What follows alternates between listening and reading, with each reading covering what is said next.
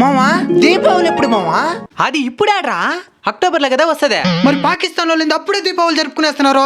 అది వాళ్ళు జరుపుకోలే, మనం జరుపుకునేలాగా చేసినాం. ఎందుకు మామా? ఈ మధ్య జమ్మూ కాశ్మీర్లో ఉగ్రవాదులు ప్యాంట్ టిప్పు చూసి మరీ చంపినారు కదా, వాళ్ళని ప్యాంట్ ఊడిపోయేలా పరిగెత్తిచ్చి చంపుతున్నారు మన ఆర్మీ వాళ్ళు.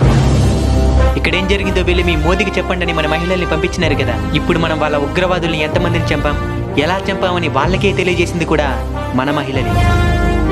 ఈ దేశంలో పుట్టిన ఏ మతస్థుడైనా సరే ఈ దేశ క్షేమాన్ని కోరుకుంటే వాళ్ళని గౌరవిస్తాం. ఈ దేశంలో పుట్టి పరాయి దేశ క్షేమం కోరుకునే వాళ్ళు హిందువులైనా సరే వాళ్ళని తప్పకుండా వ్యతిరేకిస్తాం.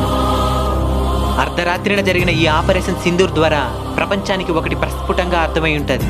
ఏంది మామా అది? భారతదేశం ప్రపంచానికి శాంతినే కాదు, భయాన్ని కూడా పరిచయం చేయగలదు. మన సైన్యానికి ఆ కాలభైరవుడు, కాళీమాత ఆశీస్సులు ఎల్లవేళలా ఉండాలని మనస్ఫూర్తిగా కోరుకుంటున్నాము. జై భారత్, జై హింద్.